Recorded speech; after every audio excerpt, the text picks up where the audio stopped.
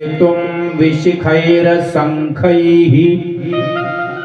श्रीरामचन्द्रेण समर्पितं तं रामेश्वराख्यं नियतं नमामि।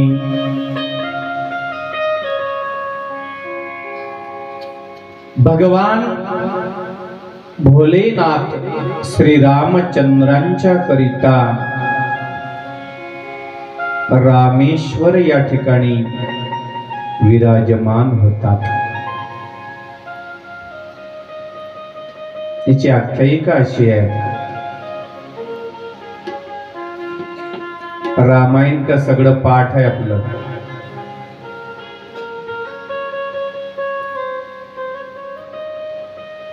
आणि या जगामध्ये असा कोण आहे की त्याला राम माहित नाही।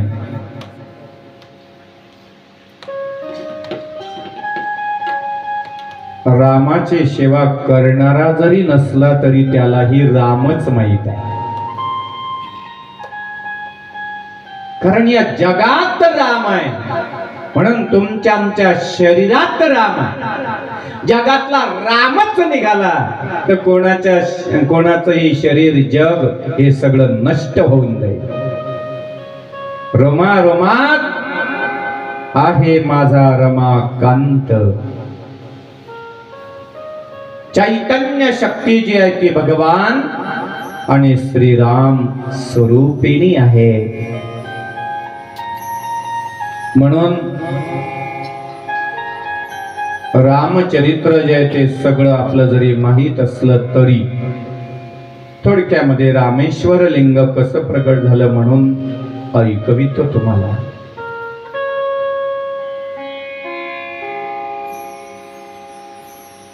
श्री रामचंद्र प्रभू यांचं जे जीवन आहे ते जीवन फार आदर्श आहे। त्यांच्या परिवारामध्ये कोणताच अनितीचा व्यवहार झाला नाही, कोणी खोट सुद्धा बोललं नाही। म्हणून चौपाया बघा तुम्ही रामायणाच्या, त्याच्यामध्ये वर्णन केलेलं आहे रघुकुल जे आहे त्या रघुकुलाची रीत, रघुकुलाची परंपरा जी आहे आणि ती संतांनी सादर केली। रघुकुल रीत सदा चली आए,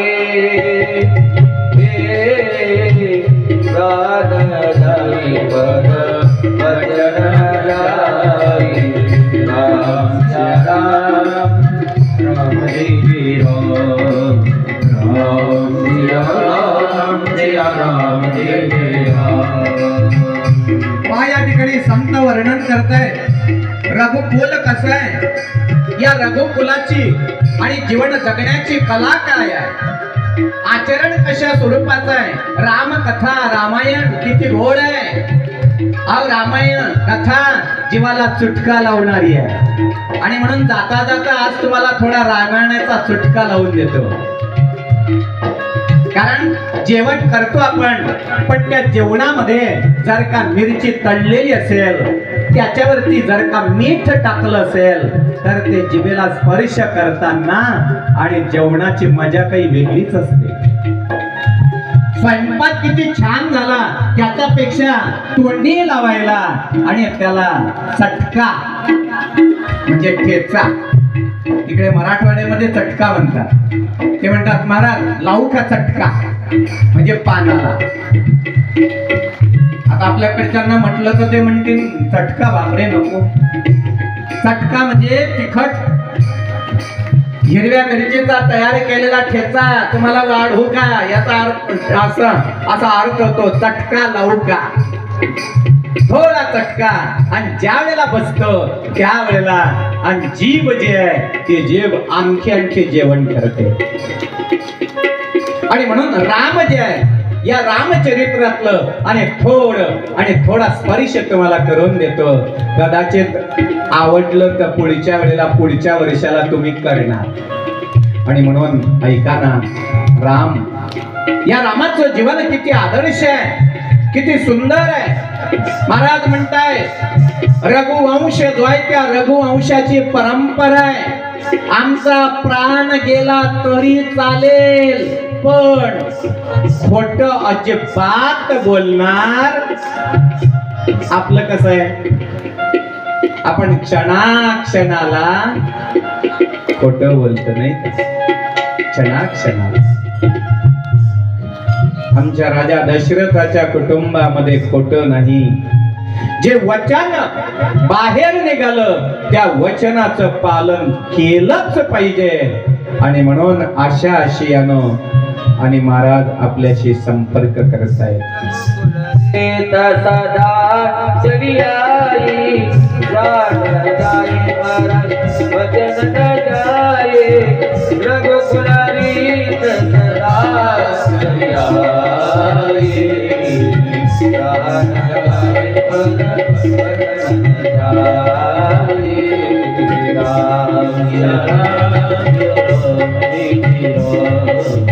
राम सिया राम सिया राम जय जय राम. हे राम सिया राम जय जय राम.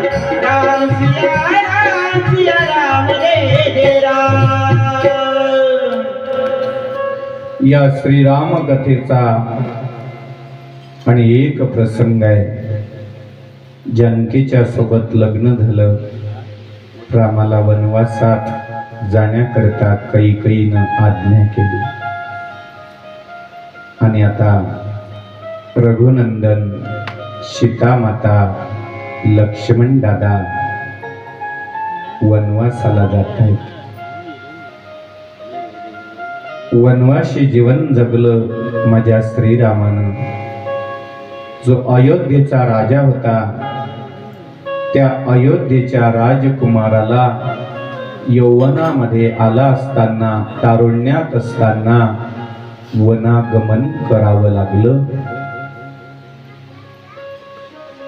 वनवासी जीवन पंचवटीमध्ये श्रीरामचंद्र प्रभू सुंदर झोपडी, वृक्षाची वाढलेली लाकडं आणि पानं, गवताच्या शय्या, अशा पद्धतीनं त्यांचा जीवन प्रवास सुरू झाला. एक दिवस श्रीराम, सीतामाता घनदाट वृक्षाच्या खाली जी सावली आहे त्या सावलीमध्ये बसलेले आहे. आणि समोरून एक हरिण, सुवर्ण मृग धारण केलेला मारीच मामा. मारीचला आज्ञा केली होती रावणानं, मामा मला सीतेला पळवून आणायचं आहे आणि त्याच्याकरता तुम्हाला मला सहकार्य करावं लागणार आहे. मारीची मामानं सांगितलं, अरे रावणा, त्या रामाच्या बाबतीत मला सांगू नको. मी त्याच्या प्रकरणात लक्ष घालत नाही, कारण त्यानं मला एकच बाण मारला होता, तर त्याच्या बाणानं मी समुद्राच्या पलीकडे जाऊन पडलो होतो. आता मला त्याची भीती वाटते, त्याच्या समोरही जावं वाटत नाही. रामानं एकच बाण मारला बालपणी, तर तो मारीच मामा त्या एका बाणाच्या झोडप्यानं साधू बनला होता. साधू राक्षसीपणा सोडून दिला आणि भगवंताचं भजन करीत राहू लागला. पण रावणानं सांगितलं, माझ्या करता तुला जावं लागेल. आणि बघ मामा, तू जर नाही ऐकशील माझं, तर तलवार बघितली का माझी? या तलवारीनं एका गावात 2 तुकडे होतील तुझे. तेव्हा मारीचीनं विचार केला, रावणाच्या म्हणजे राक्षसाच्या हातून मेल्यापेक्षा देवाच्या हातून जर मरण आलं तर आपला उद्धार होईल. आणि म्हणून तो सुवर्ण मृग बनून पंचवटीमध्ये माता सीता आणि लक्ष्मण बसले होते. सीता माता श्रीरामचंद्रांचे चरण कमल चेपत होती, सेवा करत होती. आणि ते टुनटुन उड्या मारत ते हरिण शेपटीचा गोंडावर करत आणि जणू गवत खाताय असं आणि त्या सीतेला दिसेल या स्वरूपामध्ये आलं. आणि नेमकं त्यावेळेला सीता मातेचं लक्ष गेलं आणि तिला इच्छा झाली. क्षत्रिय होते ना, क्षत्रिय असल्यामुळे आणि ते मृगचर्म व्याघ्र चर्म आणि आपल्या अंगावर धारण करणारे होते. म्हणून मैया श्री रामचंद्राला बोलू लागले, देवा मला का नाही या आणि स्वर्ण मृगाचं कातळ हवंय. मी आजपर्यंत तुम्हाला काही मागितलं नाही, पण आज मला आणि या हरणाचं कातड पाहिजे. सीता माता म्हणते, मी तुम्हाला काही मागितलं नाही, आता माझी इच्छा पूर्ण करा. या हरणाचं कातड याला मारा, मी त्याची सोडी शिवून माझ्या अंगावर घालू इच्छिते. स्त्रीनं म्हणावं आणि पुरुषानं ऐकावं, नाही का? रामाला ऐकावं लागलं, रामाच्या बापाला ऐकावं लागलं, तर इथं पिंट्याच्या बापाला का नाही ऐकावं लागणार?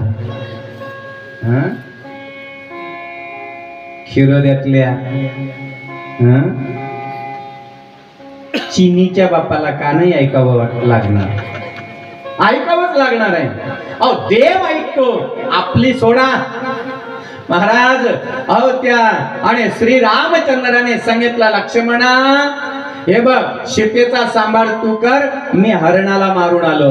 आणि राम प्रभू पुढे निघाले आणि हरिण ठरलेल्या प्लॅनिंग प्रमाणे त्यांचा प्लॅन असा होता रावणाचा की पुढे न्यायचं लांब नेल्याच्या नंतर मला खात्री आहे रामाचा बाण निष्फळ जात नाही, त्याचा बाण तुझ्या हृदयात शिरेल. आणि तो तुझ्या हृदयात शिरला का तू त्या वेळेला आणि लक्ष्मणा धाव असं आणि रामाच्या आवाजात लक्ष्मणजीला हाक मारायची. मग तुझं काम झालं. शेवटी मारीची इच्छा नव्हती, पण नाविलाजानं पण मात्र पुढे पुढे श्रीरामाला नेत होता. लपून छपून आणि रामाच्या दर्शनाची आणि त्याच्या जीवनामध्ये प्राप्ती होत होती. आणि एकदम देवाला समोर येऊ दिलं, जणू आता छातीत बाण मार म्हणून उभा राहिला. प्रत्यक्ष जगाचा स्वामी श्रीराम त्याच्या स्वरूपाला पाहतोय. राम प्रभूनं बाण सोडला, त्याच्या हृदयात शिरला आणि त्याने जोरात किंचाळी मारली, लक्ष्मणा धाव. आणि ते ऐकलं सीता मातेनं. राम लांब होते, येऊ शकत नाही तोपर्यंत.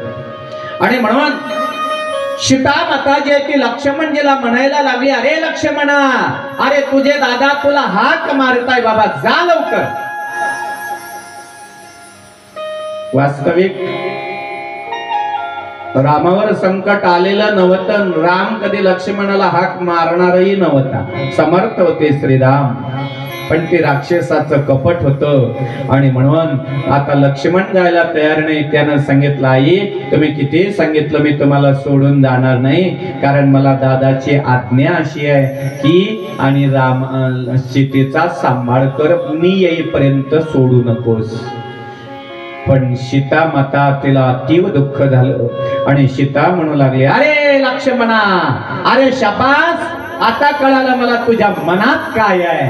अरे तुला असं वाटतं की या रामाला मृत्यू यावा आणि ही सीता आपल्याला मिळावी, असं कपट तुझ्या मनात आहे ना रे.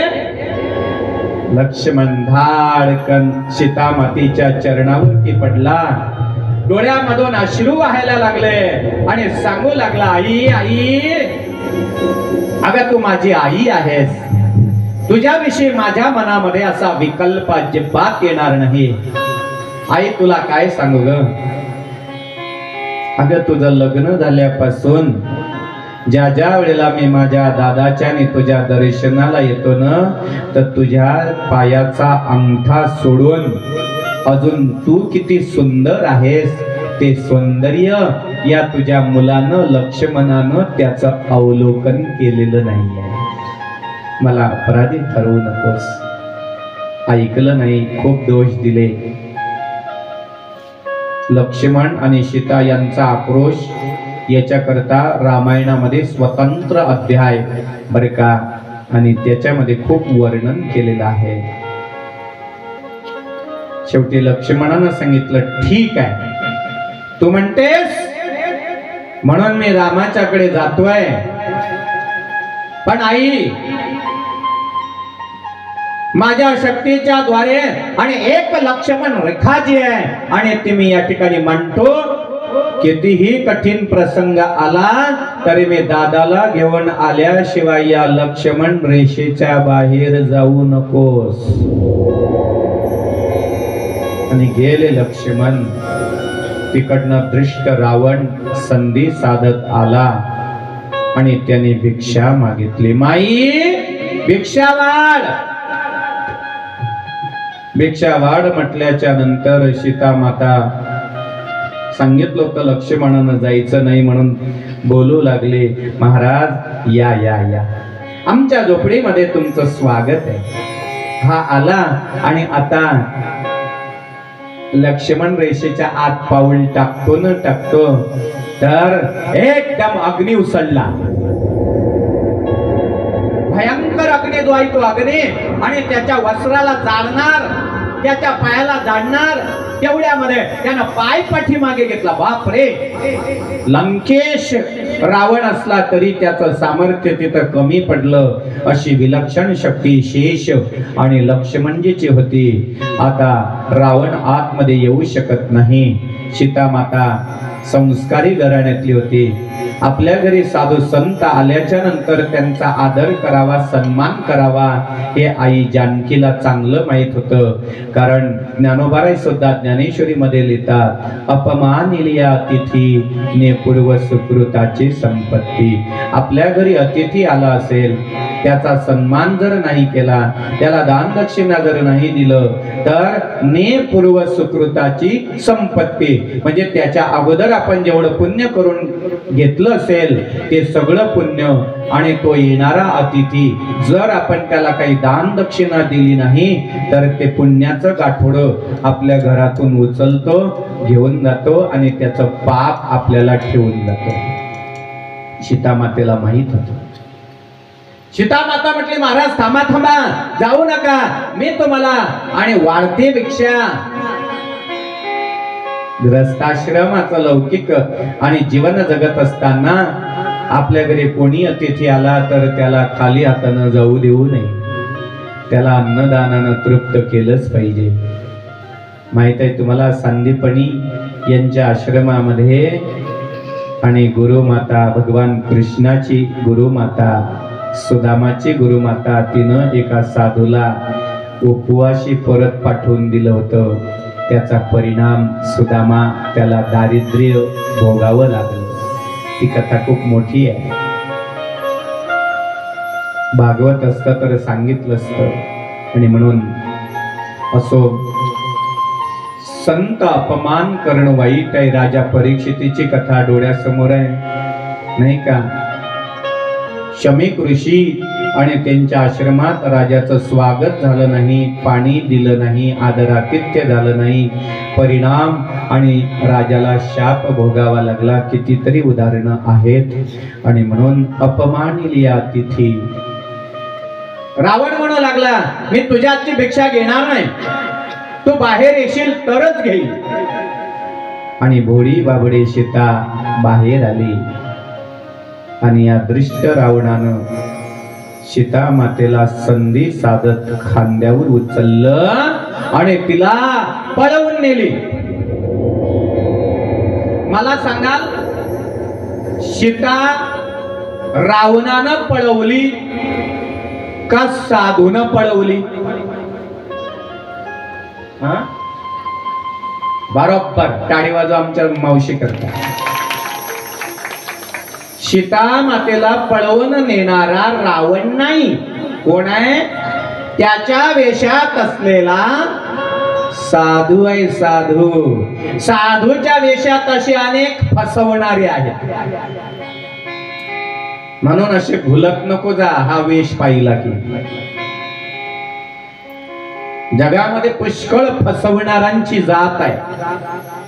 पारमार्थिक क्षेत्रामध्ये सुद्धा आहे, अन्य क्षेत्रामध्ये सुद्धा आहे. म्हणून फाजील पानचट लोकांच्या पासून जरा सावध राहाल बरं होईल. या वेशामध्ये आपण बोलतो अंक बोलल्याचा परिणाम, तुमच्या भोळेपणाचा फायदा या जगातले लुटारू ढोंगी लोक घेतात.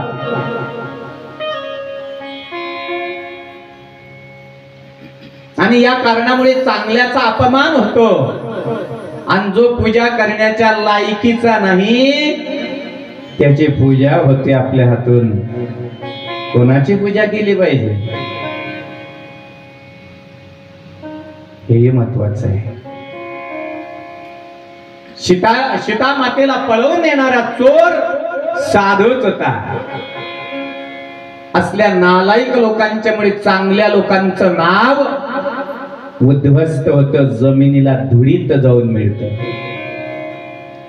ज्यांचा विश्वास नाही ना ते लगेच चांगल्या साधूला टोचून बोलतात, त्यांच्या नाकावर टिचून बोलतात. हा तुमचे साधू जगाला फसवतात. अरे माझं एक वाक्य लक्षात ठेवा, जे जगाला फसवतात ते साधूच नसतात. ऐका पुन्हा, जे जगाला फसवतात ते साधूच नसतात.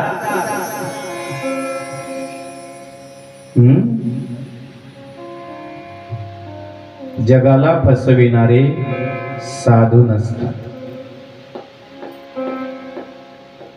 रावण जो आहे त्या रावणानं सीता मातेचं अपहरण केलं आणि आता त्याचा परिणाम पूछत चले लता तरुवर पाती.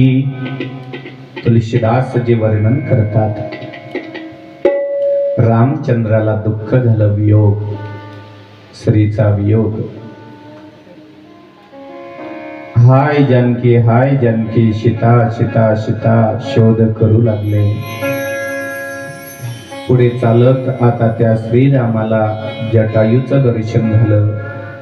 जटाईच्या माध्यमातून आता प्रभू श्रीराम वाली सुग्रीवाच्या माध्यमातून मारुती रायाची भेट त्यांना होते. हनुमंतराय भेट देतात. मनोजवम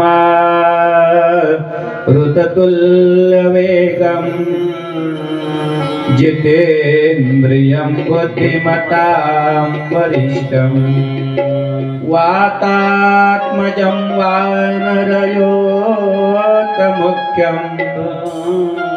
श्रीरामदूतं शरणं प्रपद्ये. बोलिए पवन सुत हनुमान की जय. अलौकिक कथा आता त्या श्रीरामचंद्राला प्राप्त झाली. असंख्य वानर सेना आणि आता श्रीरामाला मिळाली.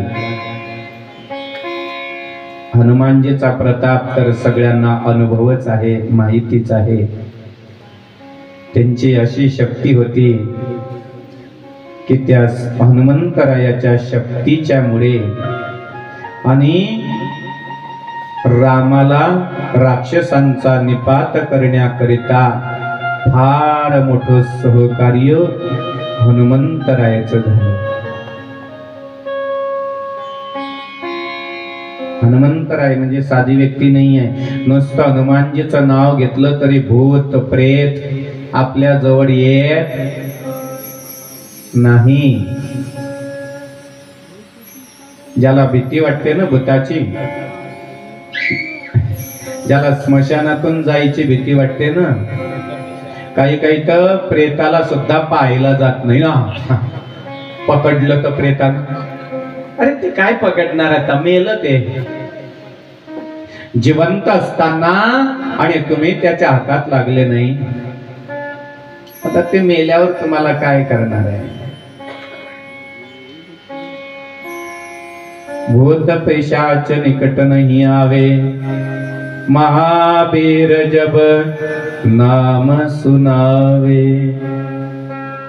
नासे रोग हरे सब पीरा, जपत निरंतर हनुमत बलबीरा। आणि अशा त्या हनुमंतरायानं मदत केली, पुढे गेले, समुद्राच्या काठावरती सीता शोध लागला, रामेश्वर पर्यंत आले आणि रामेश्वरला आले, पण आता रावणाची लंका समुद्राच्या पलीकडे आहे आणि आपल्याला जायचंय, पण आता या वानरांना घेऊन रावणाच्या लंकेत जावं तरी कसं? या समुद्रानं जर आपल्याला मदत केली तर बरं होईल। आणि म्हणून समुद्राला हाक मारली, समुद्र काही लवकर यायला तयार नाही, तेव्हा राम प्रभूनं आणि आता आपल्या भात्यातनं बाण काढला, या समुद्राला शिक्षाच करतो, दिव्य तेजस्वी बाण।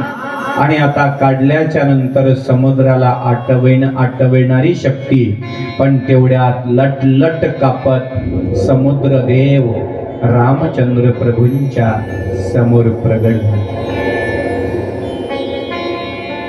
सांगितलं, देवा मी काही करू शकत नाही, प्रकृतीच्या अधीन आहे, तुम्हाला जे काही सहकार्य होईल ते मी करेल, पण मला तुम्ही या ठिकाणी संपवू नका।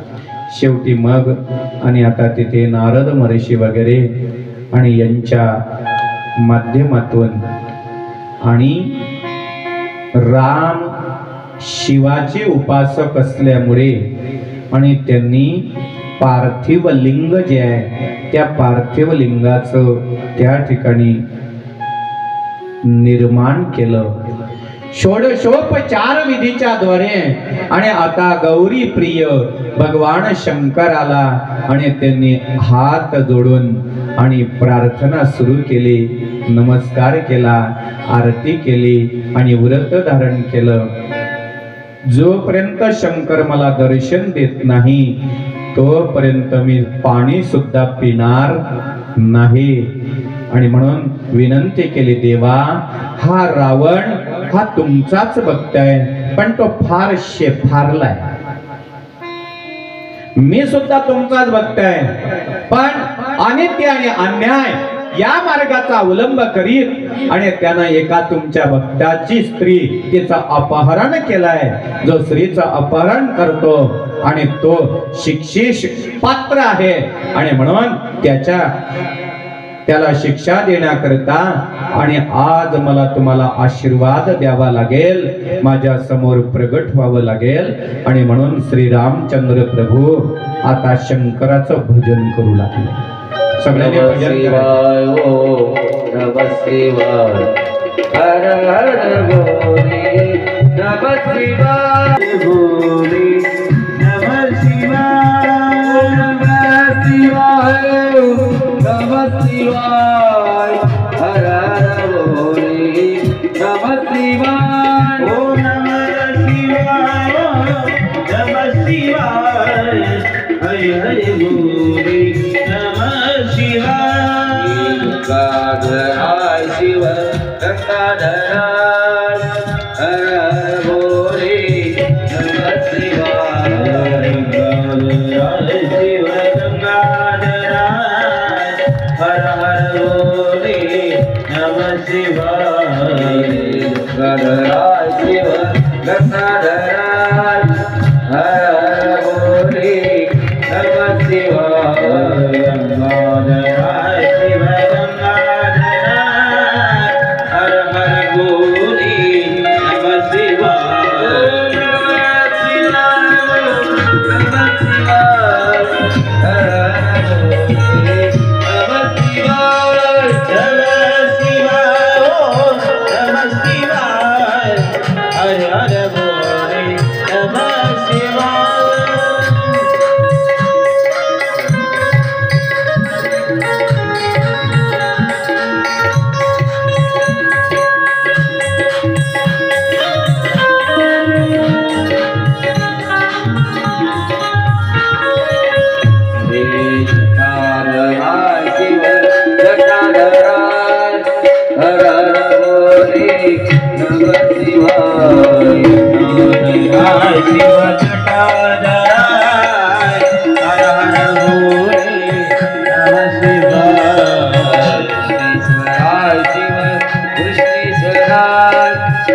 हर